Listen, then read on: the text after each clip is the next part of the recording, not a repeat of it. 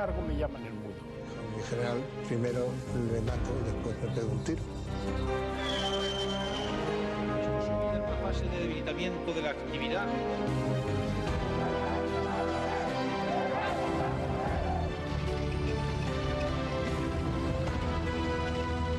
Lo que sí sé es que yo doy de ti.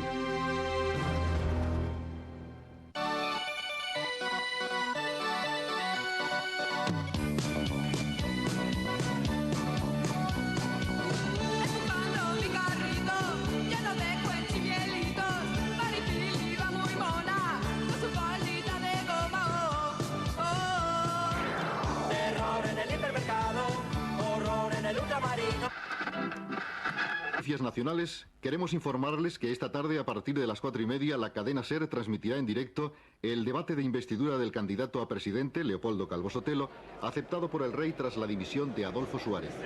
Según los rumores que recoge El 23 de febrero de 1981, los españoles asisten con curiosidad a un hecho nuevo. Por primera vez en la corta historia de la democracia, el país va a cambiar de presidente del gobierno. Y nos comunican que, mientras que sube don Santiago Carrillo a la tribuna, digamos que nos comunican que a las 6:15 llegó a esta Cámara el presidente del gobierno en funciones, don Adolfo Suárez, que está en el bar de las Cortes con el vicepresidente, señor Carrillo.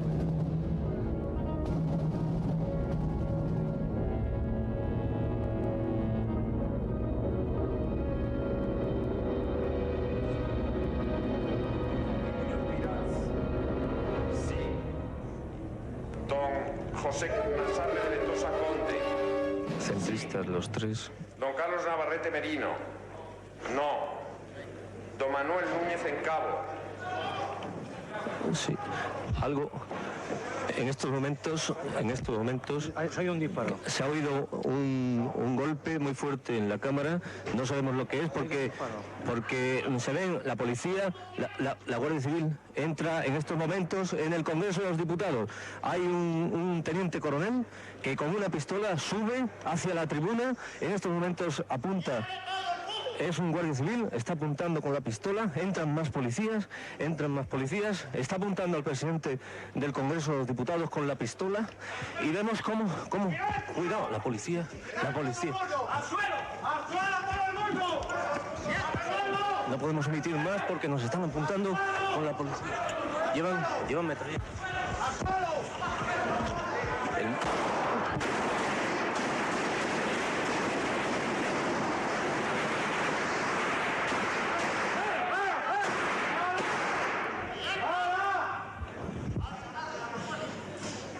Cuidado, no intentes tocar la cámara que te mato, Te enchufa eso. Nuestros equipos destacados en el Congreso de los Diputados estaban transmitiendo el pleno de investidura del candidato a presidente Leopoldo Calvo Sotelo. En un momento determinado y tras unos gritos, pues se ha desconectado. No hemos podido continuar la transmisión. Estamos esperando reanudarla dentro de unos minutos, si es posible. En directo, a través de la radio, el miedo llegó a los españoles. Con una democracia frágil, ETA asesinando, en plena construcción de las autonomías, con el paro en aumento y la descomposición del partido en el poder, los viejos fantasmas de la guerra civil resucitan. Y ante la incertidumbre, los españoles deciden retirarse a casa y esperar. Esto es lo que ocurría hace 13 años, un 23 de febrero. Casi anochecía. Aquel día quedó ya para la historia como la noche de los transistores.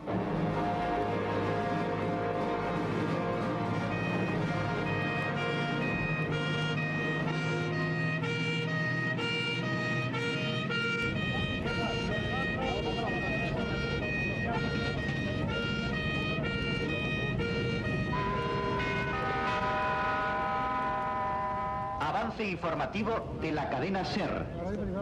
En relación con el incidente ocurrido en el Palacio de Congresos, a media tarde de hoy, el Ministerio del Interior ha comunicado a los gobernadores civiles de toda España que estén en estado de alerta.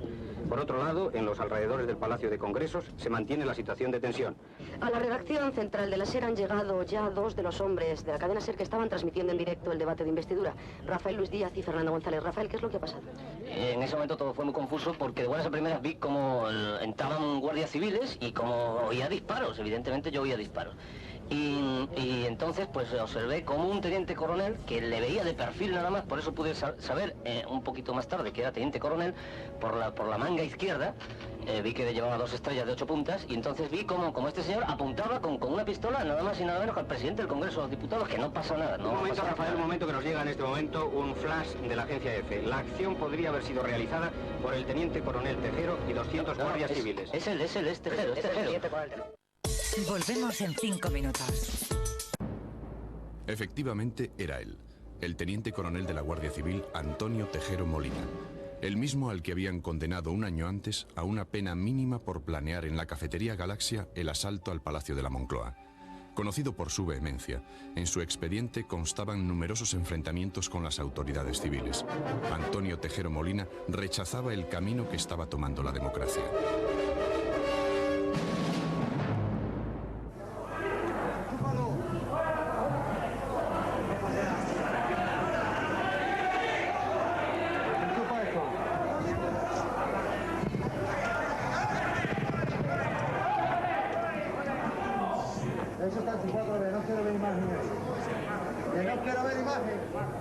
Yo creo que interpretaron los sentimientos del país más fielmente los que se tiraron al suelo que los que nos quedamos sentados, porque el pueblo español cogió los transistores, escuchó las noticias, incluso mucha gente lloró o se apesadumbró pensando que volvíamos al pasado, pero no había ese resorte que hiciera que el pueblo estuviera dispuesto a enfrentarse con el golpe militar.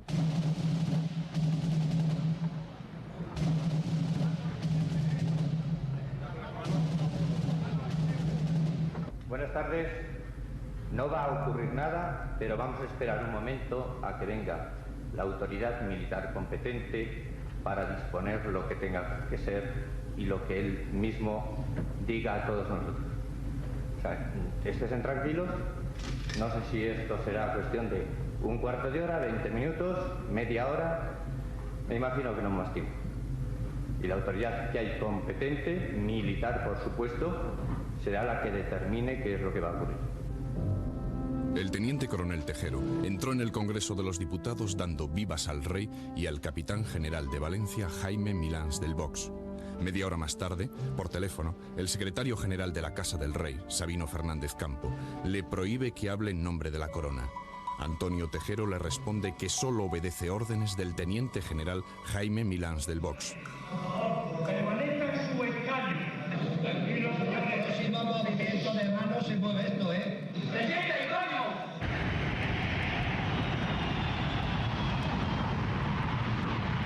Amparándose en la doctrina Estrada, el secretario de Estado norteamericano, Alexander Haig, decide no intervenir en lo que considera un asunto interno.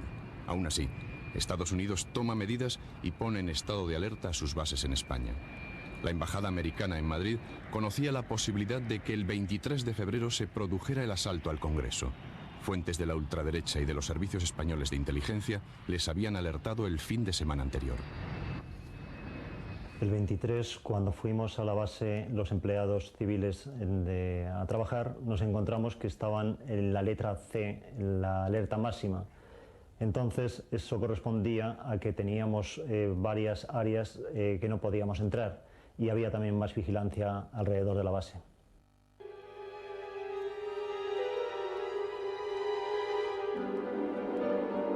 En medio de la confusión general, el rey reacciona de inmediato y llama al director de la seguridad del Estado.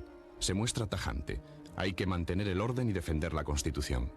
Desde el primer momento, el rey se pronuncia a favor de la Constitución. En esta conversación, el primer nombre que sale de la boca del responsable de la seguridad del Estado es el de Antonio Tejero. Sabe perfectamente de quién se trata. Se está cumpliendo la información que 3 días antes había rechazado por provenir de fuentes poco fiables de la ultraderecha. En un informe confidencial se le había prevenido sobre la voluntad de este teniente coronel de la Guardia Civil de asaltar el Congreso en plena sesión de investidura, el día 23. Poco después el rey recibe otra llamada telefónica. El general Armada, su antiguo preceptor, le pide permiso para acudir a la Zarzuela, permiso que no le fue concedido.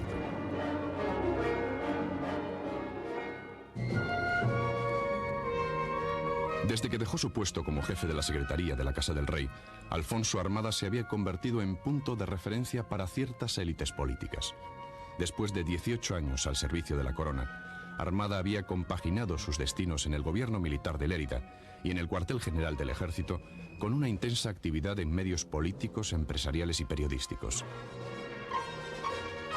Aquel que en años más jóvenes había obtenido la diplomatura de Estado Mayor en la Escuela de Guerra Francesa, después de su paso por la División Azul, era en ese momento uno de los generales más dispuestos a compaginar la carrera militar con la política. El militar es militar, a pesar de los sacrificios, porque le gusta su profesión. Pone el servicio a la patria, el servicio a la comunidad, por encima de cualquier otra circunstancia.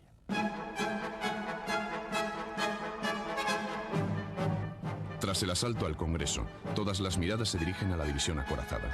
Su actitud es determinante para el éxito de la operación. La Brunete rodea Madrid. Tiene capacidad para cortar todos los accesos y aislar la ciudad.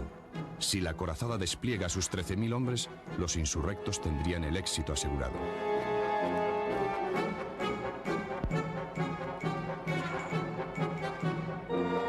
Desde primeras horas de la mañana, el comandante Pardo Zancada y otros oficiales de la división sabían perfectamente lo que iba a ocurrir.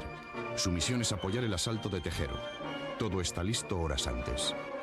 La situación que se vive es de preocupación y al mismo tiempo de febril actividad. Casi diría en algunas personas, muchas, de entusiasmo. El comandante Pardo Zancada está en el secreto de la operación. A las 5 de la tarde ha reunido a los mandos de la división y ante su general, José Juste, anuncia que un hecho sonado va a ocurrir en Madrid y que hay que poner en marcha la acorazada para mantener el orden. La división acorazada cursó unas órdenes a sus unidades para que ocupasen diversos lugares de Madrid. Esta orden la dio el propio general y las dictó en una situación muy singular, muy tensa, pasadas las 5 de la tarde y, por supuesto, basado o dominado el ambiente por un cúmulo de informes absolutamente falsos. Entre estos informes figura que el general Alfonso Armada será el que dirija la operación desde el Palacio de la Zarzuela, dando a entender así que se contaba con el respaldo del rey. Pero el general Juste duda y decide hablar con el secretario de la Casa del Rey, Sabino Fernández Campo. Establecí contacto con él y le pregunté por el general Armada. Entonces él me dijo, no, aquí Armada no está, ¿a qué va a venir? Además, ni está ni se le espera, ¿no? Entonces yo ya vi que aquello no era una cosa del todo clara. Sí, Sabino fue avisado por Juste de que el general Armada andaba por ahí. Fue toda una serie de detalles que hicieron que de repente se dieran cuenta de que allí había algo que no estaba claro, ¿no? Y que el punto álgido de todo eso era Armada. El general Armada hacía escasamente un mes que, en contra de la voluntad del presidente Adolfo Suárez, había sido nombrado segundo jefe del Estado Mayor del Ejército. Valiéndose de su nuevo cargo y de su supuesta influencia sobre el rey, intenta presentarse en el Palacio de la Zarzuela. Ese era su objetivo. Así se lo había anunciado un mes antes a varios generales y el fin de semana anterior al teniente general Milans del Bosch. En Valencia presencia una conversación clave, que es la que desarrollan por teléfono el teniente general Milans con el general Armada. Conversación en la cual se acuerda la actuación del general Armada en las 24 horas siguientes. Todo lo que en esa conversación se me anunció y se me dijo que iba a suceder, sucedió exactamente. Son las 7 de la tarde. Está transmitiendo la cadena SER. A las 7 de la tarde, en la tercera región militar, el capitán general Jaime Milán del Bosch ha decretado el estado de excepción. Estas noticias han llegado al Congreso y leídas por uno de los asaltantes. Capitanía General de la Tercera Región Militar. excelentísimo don Jaime Milán del Bosch y Usía, teniente general del Ejército y capitán general de la Tercera Región Militar, hago saber, ante los acontecimientos que se están desarrollando en estos momentos en la capital de España y el consiguiente vacío de poder, es mi deber garantizar el orden en la región militar de mi mando hasta que se reciban las correspondientes instrucciones de Su Majestad el Rey. En consecuencia, dispongo, todo el personal afecto a los servicios públicos de interés civil quedan militarizados con los deberes y atribuciones que marca la ley. Se prohíbe el contacto con las unidades armadas por parte de la población civil. Dichas unidades repelerán sin intimidación ni aviso todas las agresiones que puedan sufrir con la... A los pocos minutos de hacerse público este bando, el capitán general de Madrid, Quintana Lacazi, llama por teléfono al capitán general de Valencia, Jaime Milans del Vox, para saber qué está ocurriendo. Milans le intenta persuadir de que se sume a este pronunciamiento militar. La respuesta que recibe al otro lado del teléfono es esta: Jaime, tú y yo hemos hecho la guerra y sabes que lo que me estás proponiendo es una nueva guerra civil. Se establece el toque de queda desde las 21 a las 7 horas. Quedan suprimidas la totalidad de las actividades... El bando y las tropas estaban preparados desde primeras horas de la mañana. Con este pronunciamiento, Jaime Milans del Vox quiere apoyar un gobierno de salvación nacional presidido por el general Armada. Provinciales y municipales. Estas normas estarán en vigor el tiempo estrictamente necesario para recibir instrucciones de Su Majestad el Rey o de la superioridad. Por todo ello, termino con un fuerte abrazo y viva el Rey.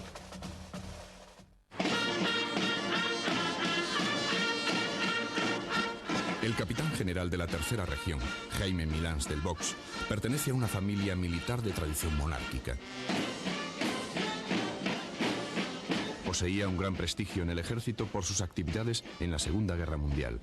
Había contribuido al desmantelamiento de la Organización de Militares Progresistas UMD, y cuando estuvo al frente de la corazada, fueron muchos los militares refractarios e incómodos con la transición democrática que solicitaron destinos en esta división, porque consideraban a Milans el militar más capacitado para cambiar el rumbo que a su juicio estaba tomando el país.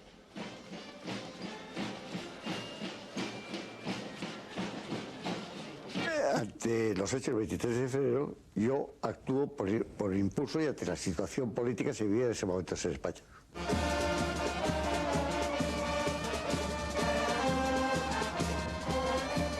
La transición democrática no fue un camino de rosas y a principios del 81 hace mella en las instituciones. El ejército presencia el desarrollo de la democracia con gran preocupación. En la construcción de la España de las autonomías ven un ataque a la unidad de la patria. El título 8º de la Constitución alimenta estas diferencias. Donde unos quieren regiones y nacionalidades, otros pretenden naciones y estados. Cuando los militares observan el efecto contagioso de los estatutos vasco y catalán en autonomías como la andaluza, consideran que la unidad de España está en peligro.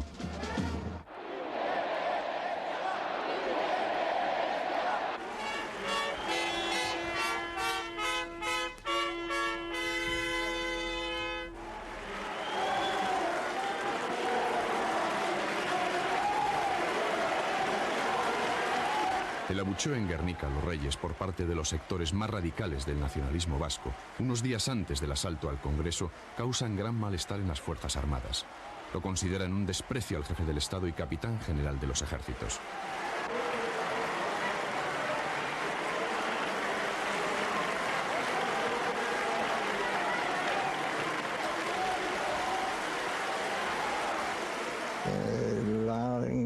Mayor inquietud quizá era esto, la cuestión de la unidad de España, porque y la cuestión del respeto a las instituciones. Había causado impacto el hecho de prácticamente, vamos, el abucheo a Su Majestad en las Cortes en su viaje a Vizcaya, ¿no?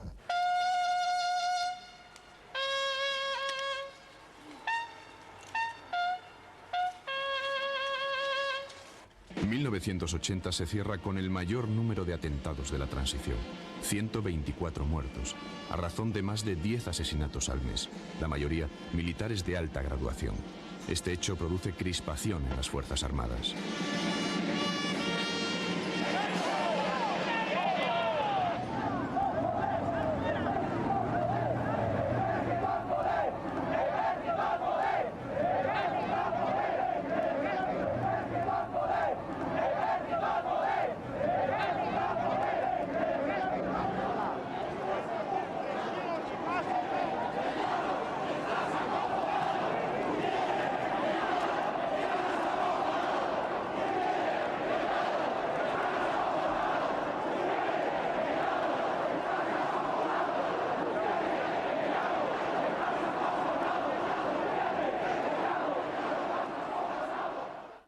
Felicidad es entregarse al cumplimiento del deber con entusiasmo y dedicación, sin afán de mezclarse ni sentir que os mezclen en las actividades políticas distintas de esa política elevada que a todos interesa, la gran política de la grandeza de España y de la vigilancia permanente por su seguridad.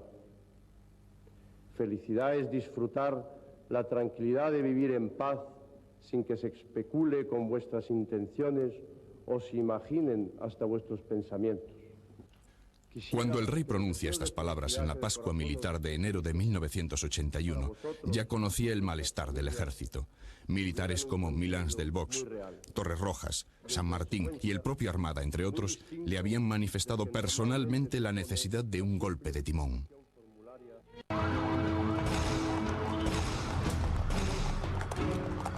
Por su propio partido, Adolfo Suárez se ve obligado a dimitir. El 29 de enero de 1981 da a conocer su dimisión. He llegado al convencimiento de que hoy, y en las actuales circunstancias, mi marcha es más beneficiosa para España que mi permanencia en la presidencia. Me voy, pues, sin que nadie me lo haya pedido. Atrás deja un año en el que el PSOE había roto el consenso con una moción de censura, un verano plagado de rumores de gobiernos de gestión y un otoño en el que los varones de su partido planeaban derribarle apoyando una nueva moción de censura.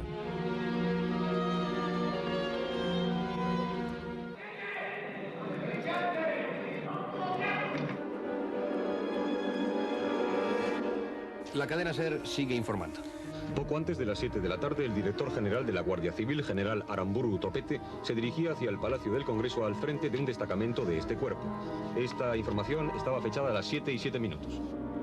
El director general de la Guardia Civil, el general Aramburu Topete, entra en el Congreso para reducir a Tejero. Salieron a mi encuentro con las armas, el teniente coronel con una pistola en la mano, y fue cuando me dijo, cuando yo le dije, teniente coronel, deje usted ya esta aventura, entréguese y acabe con la locura. Y me dijo, mi general, primero le mato y después me pego un tiro. Al darse cuenta del peligro de que aquello pudiera convertirse en un baño de sangre, el general Aramburu se instala frente al Congreso y convierte el Hotel Palace en su centro de operaciones. Su principal temor es que intervengan unidades blindadas del ejército para apoyar a Tejero. Yo tenía siempre el problema de que me viniesen fuerzas del exterior, como podían ser unidades de la Acorazada, con ánimos de apoyar a los que habían ocupado el Congreso. La misma preocupación la comparte el capitán general de Madrid, Quintana Lacazzi. Todos sus esfuerzos van dirigidos a sujetar la división acorazada e impedir a toda costa que los carros de combate que ya estaban en marcha salgan hacia Madrid. Los oficiales obedecen tensos las órdenes contradictorias de sus mandos. La gente estaba un poco intranquila. De hecho, hubo alguna unidad que su coronel me llamó, mi general, ¿qué hacemos? Que estamos viendo que en Valencia han salido las tropas, que estamos viendo por televisión. La Brunete estaba en el punto de mira del resto de las capitanías generales, mientras que la primera región militar estaba inequívocamente a favor de la Constitución. Los responsables de las capitanías de Valladolid, Cataluña y Baleares se mostraban indecisos. En la Zarzuela, las llamadas se multiplican. Se trata de impedir que se produzca un efecto dominó entre los mandos del ejército. Conocedor de la influencia que ejerce el capitán general de Canarias, González del Hierro, el rey comienza su ronda telefónica poniéndose en contacto con él. El rey intenta, así, conocer el alcance del golpe.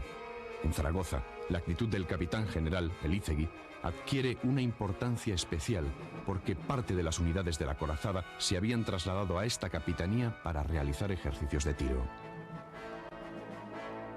Aquella noche reinó una calma tensa en Zaragoza, en todas las unidades, en toda la población en general.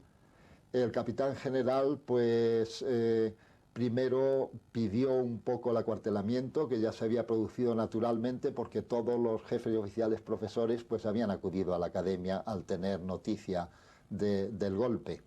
Noticia de última hora. La diputada del Grupo Parlamentario Socialistas de Cataluña, Ana Balletbó, que se encuentra en avanzado estado de gestación, pudo abandonar el Congreso de los Diputados tras producirse los graves incidentes de esta tarde, según ha comunicado ella misma a la agencia EFE. La diputada y periodista se dirigió inmediatamente a un teléfono desde el que realizó una llamada al Palacio de la Zarzuela con el fin de dar cuenta a Su Majestad el Rey de lo ocurrido. Bueno, la respuesta es muy positiva porque el Rey naturalmente se me declara a favor de la Constitución y de sacar a todos los parlamentarios, etcétera. Es una conversación difícil toda ella porque hay cortes, porque él está en permanente contacto con los gobiernos civiles y con los gobiernos militares, porque esto era un juego de naipes. El juego de naipes era de que, bueno, en ese ambiente, pues el que si se sumaban o no se sumaban determinadas capitanías. Noticias, más noticias que llegan a la SER. Los diputados permanecen retenidos en el hemiciclo, según ha podido comprobar la agencia EFE. Felipe González, Santiago Carrillo, Rodríguez Sahagún, Alfonso Guerra, Gutiérrez Mellado y Adolfo Suárez han sido trasladados a una de las dependencias del Congreso. Sí, efectivamente, sobre esta nota y también... Los familiares directos de los diputados se acercan al Congreso sin descartar cualquier desenlace. Sé que está allí en una sala, pero claro, rodeado de fusiles y de pistolas, ¿no? ¿Qué espera usted que pueda pasar, señora? Hombre, yo espero que el buen juicio tendrá razón sobre la bestialidad. Nos llevaron a la sala de los relojes. Yo confieso que cuando me dijeron de salir, salí convencido de que nos iban a fusilar, que nos iban a ejecutar, no esperaba otra cosa. De modo que el entrar en la sala de los relojes por lo menos era una pausa, un tiempo que ganábamos.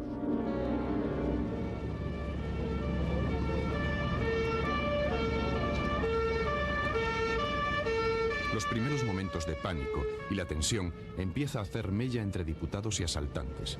Se producen las primeras evacuaciones. La cadena SER sigue informando. Subsecretarios y directores generales se han reunido asumiendo las responsabilidades de la Administración del Estado en espera de que se normalice la situación creada en el Congreso, según han comunicado a la agencia EFE fuentes de la Dirección de la Seguridad del Estado. Para evitar que la cúpula del ejército asumiera el gobierno del país, se crea un gabinete de crisis formado por subsecretarios. Uno de los momentos más delicados de la noche es aquel en que el rey impide que se haga pública una nota de la Junta de Jefes de Estado Mayor en la que pretendían asumir todas las facultades necesarias para cubrir el vacío de poder al estar retenido el gobierno en el Palacio del Congreso. Un capitán del ejército se ha instalado en el despacho del director general del ente público Radio Televisión Española, según ha podido comprobar la agencia EFE. La primera orden que me dio fue que no emitiera ninguna clase de informativos, que se hacía cargo de la responsabilidad del medio, que no emitiera ninguna clase de informativos y con instrucciones de emitir la música militar.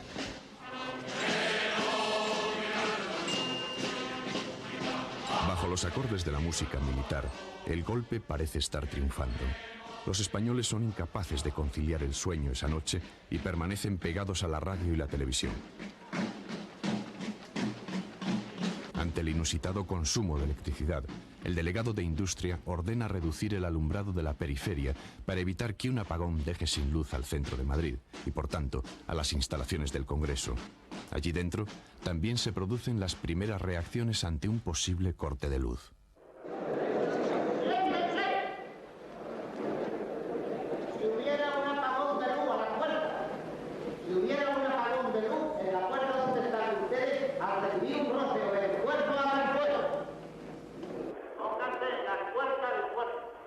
Ha habido un momento determinado en que nos hemos quedado todos muy asustados pensando que nos iban a quemar, porque primero ha dicho que si se iban las luces y había un apagón, que tiraran a dar si es que notaban algún roce.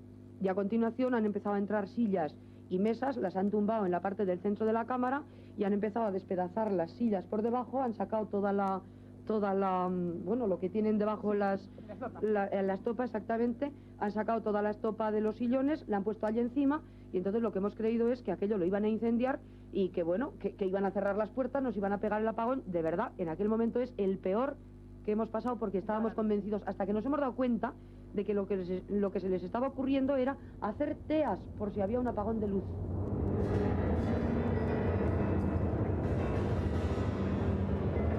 El rey don Juan Carlos, según un flash que acabamos de recibir, en conversación telefónica con Jordi Pujol, presidente de la Generalitat, le ha dicho: tranquilo, Jordi, tranquilo.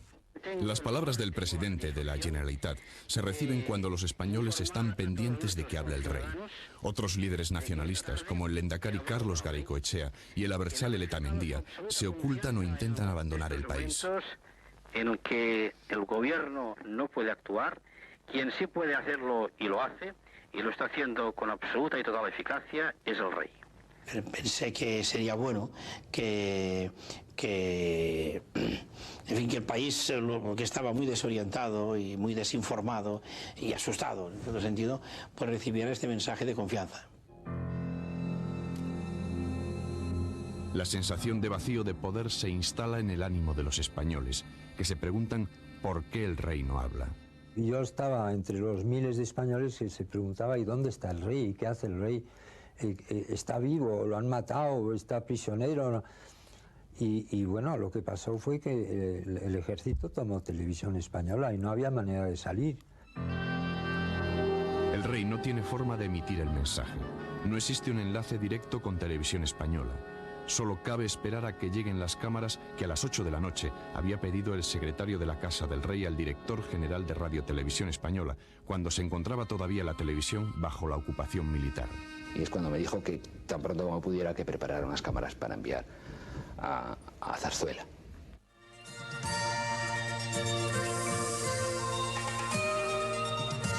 Buenas noches.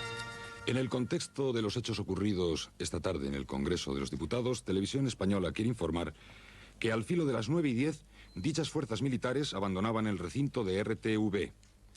Cuando los militares que ocupaban la televisión abandonan las instalaciones, salen los equipos de grabación hacia la Zarzuela. Una de las primeras medidas de la seguridad del Estado fue intervenir los teléfonos de aquellos que ya habían sido vigilados por sus actividades involucionistas.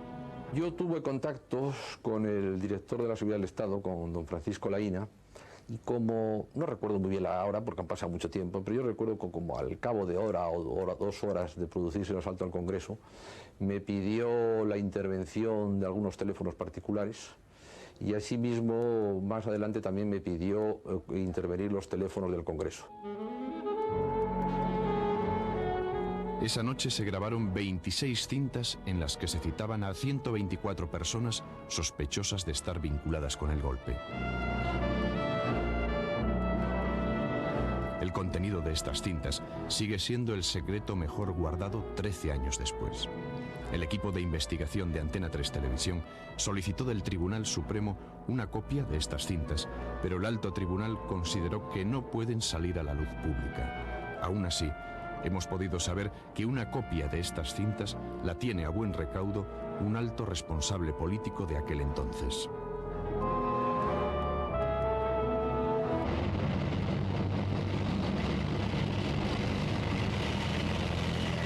El teniente general Milans del Bosch da un paso más y toma la ciudad de Valencia.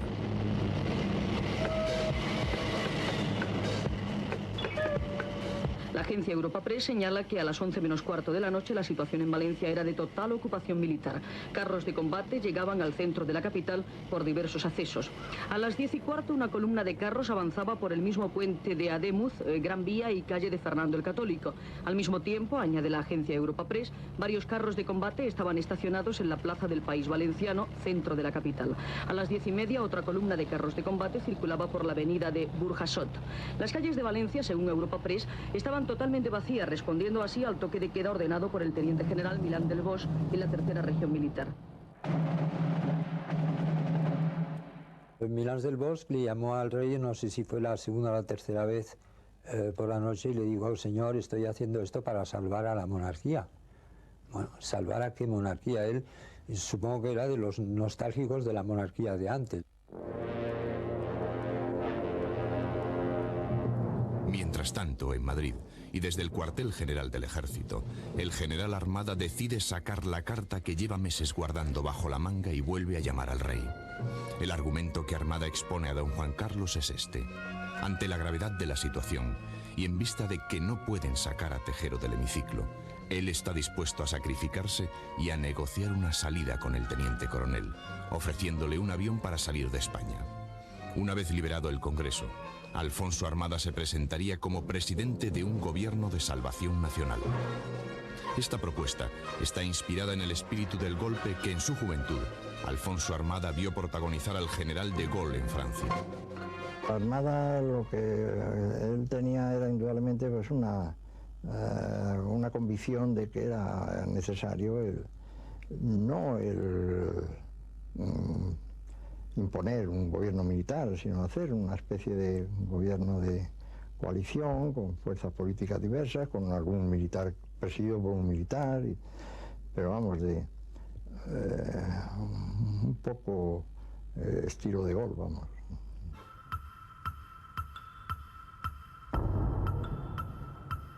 El proyecto de Armada se había empezado a fraguar meses antes. La crisis de UCD ha creado tanta incertidumbre en todos los sectores del país que la idea de un Mirlo blanco capaz de enderezar la situación está en la mente de muchos.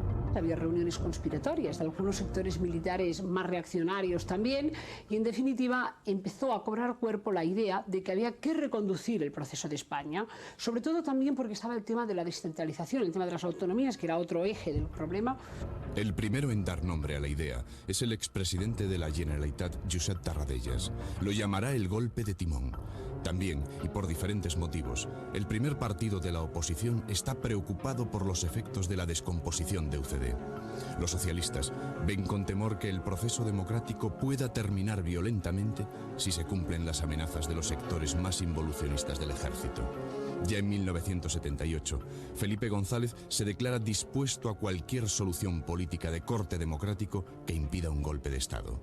Si el país está en una situación de dificultades que puede poner en peligro el proceso democrático, los socialistas aceptamos cualquier responsabilidad, la que sea, la de gobierno incluida, de coalición, de concentración o como le quieran llamar, nos da igual. Eso ya nos parecen tonterías añadidas. Las responsabilidades que sean, hoy, mañana, pasado y cada vez que se presente esa oportunidad, estaremos a plena disposición de este país para defender las instituciones democráticas.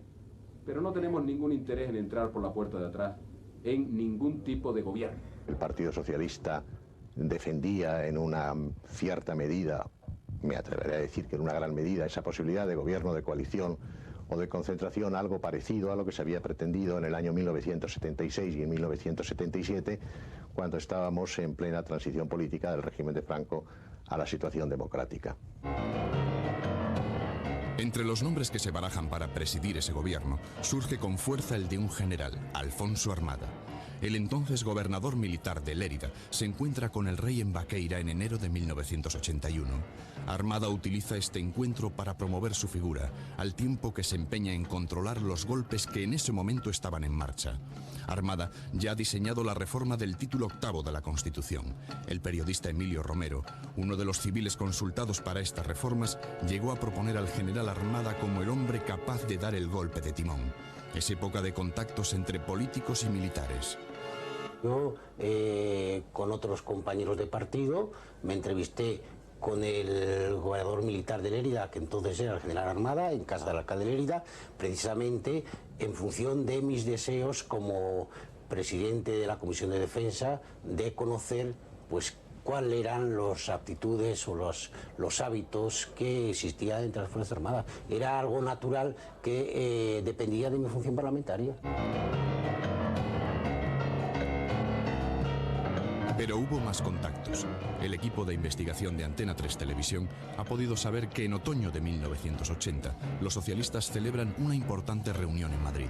A nosotros en concreto, para decir la verdad, nombre no se, en ningún caso se nos dijo. Simplemente se nos consultó sobre cómo veríamos la posibilidad de que alguna persona de carácter independiente que pudiera incluso revestir la condición de militar, cómo veríamos que encabezase un gobierno de gestión o de salvación. Por supuesto, en aquella reunión en la que estuve yo, con altos representantes del Partido Socialista, manifesté el punto de vista del Partido Nacionalista rotundamente contrario a esa idea. Yo lo que creo es que Armada es el muñidor del golpe de Estado. Él es el que cenaba y comía. Y claro, Armada planteaba las cosas a su manera, ¿no? Es decir, mire, la democracia está en peligro, la corona está en peligro, si tuviéramos que dar un cambio de rumbo, ¿usted qué diría? Cuando el general Armada le decía a otro general, oye, mira, el rey cree que... Pues el otro se lo tragaba como una verdad evidente, es decir, Armada no podía mentir, no era posible, él era el amigo del rey. Y para mí el gran traidor fue Armada. 13 años después, Alfonso Armada, desde su retiro en Galicia, sigue guardando silencio. Se dedica al cultivo de camelias y solo accede a hablar de conceptos generales, sin mencionar nunca que existió para él un decisivo día, el 23 de febrero. Yo he pasado 60 años de mi vida preocupadísimo con el mundo como si yo fuese a arreglarlo. Yo devoraba los periódicos, veía la televisión, quería estar al tanto de todas las noticias, como si verdaderamente dependiese en gran parte de mí. Y luego me he dado cuenta que el mundo sigue marchando aunque yo no haga nada. Algunos sectores militares están al tanto no solo de las veleidades políticas de Armada, sino de los otros proyectos de golpe que se están poniendo en marcha. Uno de ellos, inspirado por el teniente general Milans, está a favor de un gobierno de coalición con una presencia civil escasamente representativa que tendría que contar con las bendiciones del rey.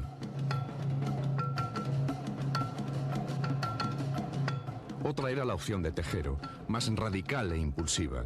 Apoyada en posiciones ultras, su objetivo era tomar la Moncloa o el Congreso e implantar una junta militar.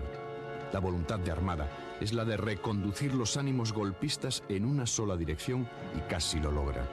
Un mes antes del golpe, el general Milans llega a defender lo que se da en llamar la solución armada. Pero el golpe se precipita. La repentina dimisión de Suárez y la propuesta de Calvo Sotelo como sucesor desbaratan todos los planes. La sesión de investidura de Calvo Sotelo se ve como un momento ideal para llevar adelante un levantamiento. Con apoyo de sus oficiales, Tejero ve como su proyecto, tantas veces pensado, podría convertirse en realidad. El propio teniente general Milans del Bosch se vio forzado también a adelantar sus planes.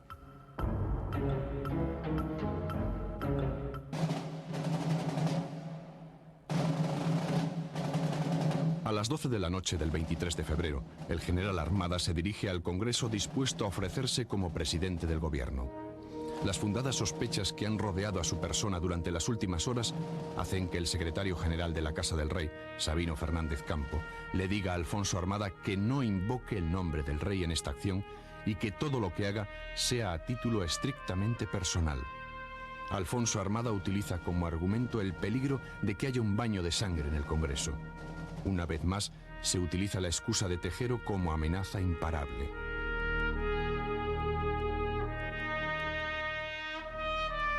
Armada sale del cuartel general del ejército con un discurso bajo el brazo. Pretende leerlo ante los diputados al final de su secuestro y en él se propone a sí mismo como presidente de un gobierno de coalición. Alrededor de las 12, el general Arrazola, que era el general jefe de la división de inteligencia en la que yo estaba destinado, nos reunió a todos los componentes de la división, suboficiales, oficiales y jefes, nos expuso los últimos acontecimientos que había vivido junto al teniente general Gabeiras y nos anunció que en aquel momento salía del Palacio de Buenavista el general Armada, que era segundo jefe de Estado Mayor, para con todas las bendiciones superiores, creo que fueron palabras exactas, dirigirse al Congreso para hacerse cargo del gobierno. Buenas noches de nuevo. Los generales Alfonso Armada, segundo jefe de Estado Mayor del Ejército, Aramburu Topete, director general de la Guardia Civil, y Sáenz de Santa María, inspector de la Policía Nacional, penetraron alrededor de las 12 de esta noche en el recinto del Congreso de los Diputados. Minutos después, salían del edificio los generales Aramburu Topete y Sáenz de Santa María. El general Alfonso Armada permanecía a las 12:30 de la noche dentro del Congreso, es decir, hace 30 minutos. No se tienen hasta el momento noticias de que haya salido del recinto. Desde mi punto de vista, la autoridad militar que se esperaba esa noche en el Congreso es precisamente aquella que apareció, el general Armada, que con esa presencia culminaba lo que se ha dado en llamar su solución. Aquella noche, una de las personas que más facilidad tuvo de movimiento en el Congreso fue la doctora Echave. Ella presenció la llegada del general Armada al Congreso.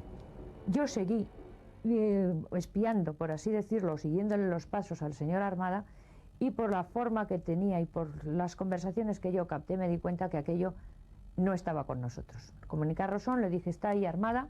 Me dice, ¿quiénes están ahí? Digo, está Armada. Me dice, ah, muy bien, está con nosotros. Dije, no, ese está con ellos. Dice, Carmen, tú te confundes, está con nosotros. Dije, si ese está con nosotros, yo soy la Virgen de Lourdes. Seguí espiando y volví, después le di una nota y le volví a confirmar. Este señor quiere ser presidente de gobierno, de manera que ya me dirás con quién está. En esta hoja de agenda, Carmen Echave garabateó la lista de ese hipotético gobierno de coalición que pretendía encabezar Armada. En ella figura como vicepresidente Felipe González, y se incluyen nombres tan dispares como el socialista Enrique Mújica, los entonces comunistas Jordi Soletura y Ramón Tamames, los centristas Herrero de Miñón o Pío Camanillas, el presidente de Coalición Popular Manuel Fraga.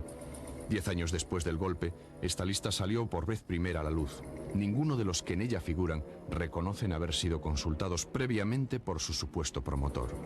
Aunque después han dicho que no había, eso no es cierto, la lista estaba allí. La lista estaba y además lo que sí recuerdo es que Armada, presidente de gobierno. Alguien me dijo que había visto en los periódicos, rememorando aquello, que yo estaba en esa lista como posible ministro de Economía o de Hacienda. La primera noticia. Bueno, yo esa lista me estaré, como todos los ciudadanos, leyendo la prensa. Me pareció una tal estupidez, una tal cretinismo, que no pude dar crédito a mis ojos de que algunas mentes perturbadas se les hubiera ocurrido incluir estos nombres en esa presunta lista. El plan urdido por Armada no coincide con los planteamientos políticos de Tejero, que no está dispuesto a brindar su golpe a un militar que pretenda constituir un gobierno en el que estén presentes socialistas y comunistas.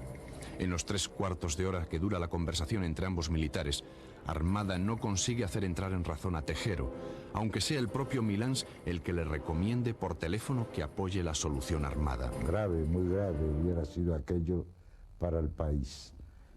Afortunadamente, el teniente coronel Tejero no era muy sutil, no comprendió la iniciativa de Armada y se lo impidió. Pero si no, yo no estoy seguro de que no hubiéramos tenido un gobierno presidido por un militar. Señores oyentes, Juan Carlos I, rey constitucional de España, se dirige a la nación con motivo de los acontecimientos ocurridos esta tarde en el Congreso de los Diputados.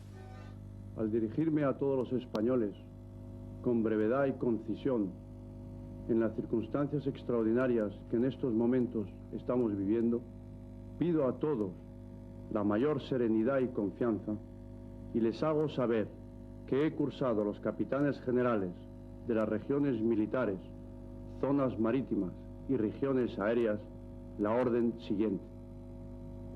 Ante la situación creada por los sucesos desarrollados en el Palacio del Congreso y para evitar cualquier posible confusión, confirmo que he ordenado a las autoridades civiles y a la Junta de Jefes de Estado Mayor que tomen todas las medidas necesarias para mantener el orden constitucional dentro de la legalidad vigente.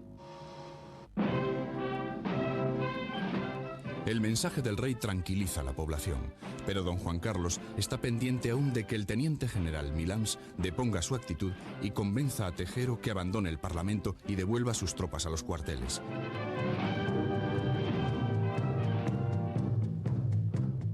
A estas alturas de la madrugada, el rey ya ha mantenido varias conversaciones telefónicas con Valencia y solo le resta reiterarle por télex sus órdenes.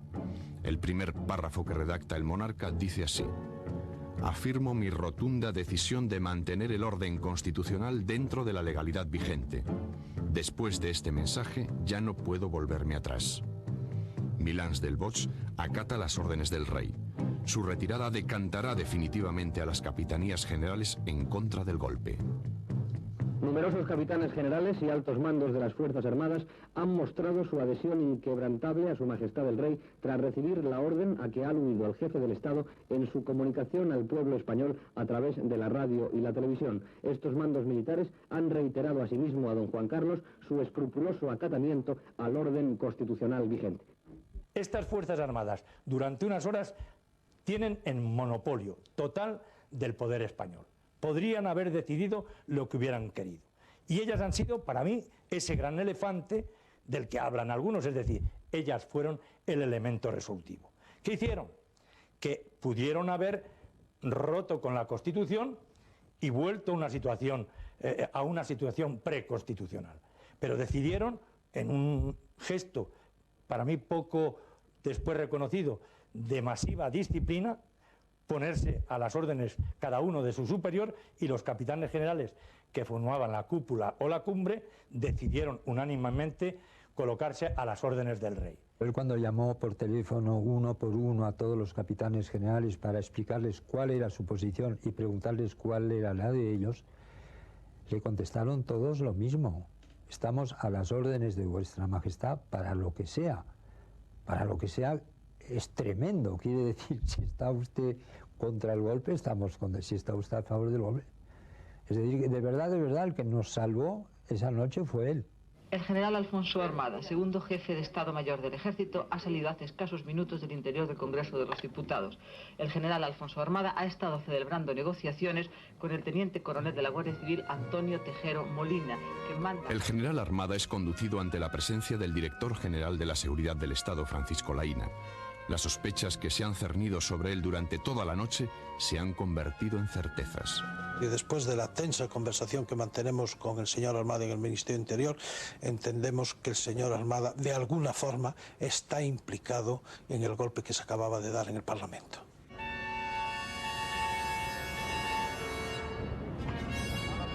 Cuando todos piensan que la situación empieza a estar controlada, el comandante de la división acorazada, Pardo Zancada, llega al Congreso al frente de una columna de Land Rovers.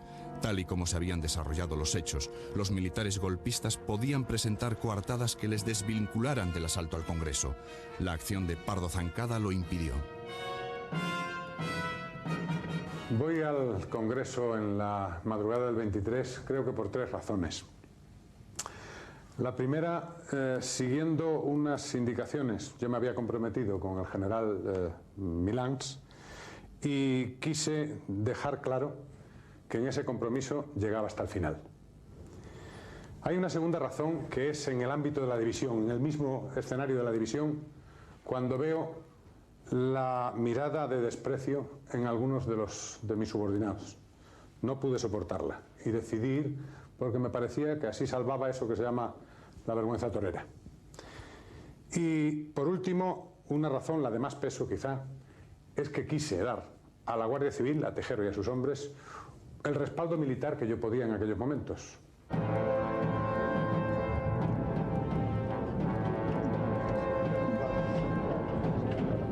Cuatro y 20 de la madrugada. Ángel de la Vega, en el Ministerio del Interior, ¿alguna novedad? Una novedad importantísima. Nos acaban de comunicar aquí en la segunda planta que el capitán general de la Tercera Región Militar, Milans del Bosch, está redactando en este preciso momento la orden por la que anula las anteriores, restableciendo así la normalidad en la Tercera Región Militar. 13 años después, la noche del 23 de febrero parece la noche de los equívocos. ¿Están participando en el mismo golpe usted, Armada y Tejero? Yo pensaba que sí. El equívoco se mantendrá probablemente durante muchos años. Por lo menos, tantos cuantos dure la vida de sus protagonistas, decididos a envolver en una nebulosa la escueta verdad de lo que ocurrió aquel día. Lo primero que tendríamos que definir es qué es mentir. Mentir es decir lo contrario de lo que uno siente. Equivocarse no es mentir. Engañarse no es mentir. Muchas veces creemos una cosa o vemos una cosa y nos engañamos. ¿Cuántas veces en la vida nos engañamos y no mentimos al decirla? Por eso es posible tener una visión distinta de un mismo asunto desde 2 puntos de vista distintos. Ninguno de los dos miente, ahora uno de ellos se equivoca. Según un despacho de la agencia de noticias Europa Press, hacia las 5:30 de esta madrugada, Juan García Carrés, antiguo dirigente sindical de los sindicatos verticales franquistas y hombre ligado a la extrema derecha, ha sido detenido en su domicilio de Madrid. El expresidente del Sindicato Vertical de Actividades Diversas, amigo personal de Tejero, se convertirá en el único representante reconocido de la trama civil del golpe. Varios ultras que llegan hasta las cercanías del Congreso armados y dispuestos a entrar en él y provocar incidentes son también detenidos esa misma noche. Aún así, otros civiles sí lograron entrar, aunque probablemente sus nombres no llegarán jamás a ser conocidos. Cuando yo subí a coger tabaco al despacho de Modesto Fraile, me pusieron un arma en la espalda y cuando fui a encender la luz me dijeron, por su seguridad no encienda la luz. Y dije, bueno, pero entonces, y dije, no, puede usted entrar, yo vengo a coger tabaco, y me dijo, puede usted entrar, pero por su seguridad, repito, no encienda usted la luz. Allí había una serie de personas que eran civiles, que después no han aparecido por ningún lado. A lo largo de la madrugada del 24 de febrero, los intentos por sacar al teniente coronel Antonio Tejero y al comandante Pardo Zancada resultaron infructuosos. Se llega incluso a enviar por medio del coronel San Martín una nota destinada al comandante Pardo Zancada y se le ofrece una salida con honor si depone inmediatamente su actitud, pero no sirve de nada.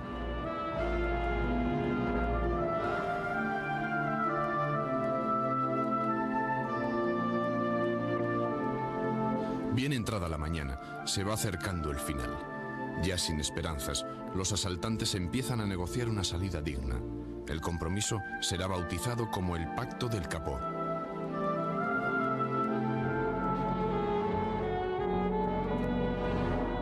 Lo que Pardo pretende y consigue es que, de teniente para abajo, los participantes en el asalto quedan eximidos de responsabilidad. Y es el teniente coronel Tejero el que exige además que para salir del Congreso con los suyos ha de hablar antes con el general Armada en persona. Y Armada acude. El hombre que quiso encabezar un gobierno nacido del temor que inspira la fuerza de las armas se ve obligado ese día a estampar su firma en el documento que acredita el fracaso de su sueño. La solución armada me pareció siempre fatal. ¿Cuándo cree usted que se sabrá la verdad? Yo creo que nunca. Porque la verdad es siempre relativa. La verdad mía no será seguramente la verdad de Armada, ni la verdad de Tejero, ni la verdad de otras muchas personas. Creo que he hablado demasiado y sin embargo me llaman el mudo. Son paradojas de la vida. Usted sabe que la vida tiene muchas paradojas. Nunca resulta lo que uno cree que debe ser o lo que uno quiere que sea. Hace unos meses, en la larga conversación que el rey Juan Carlos mantiene con el escritor José Luis Villayonga, le vuelve a confirmar que Alfonso Armada era el gran culpable. Testimonio que ha quedado impreso en la edición francesa de este libro y que, sin embargo, se ha suprimido en la versión española. Este es el párrafo en el que, según José Luis Villayonga, el rey le dice que ha sido para él muy triste haber puesto toda su confianza en Armada y que le hubiera traicionado con tanta perfidia.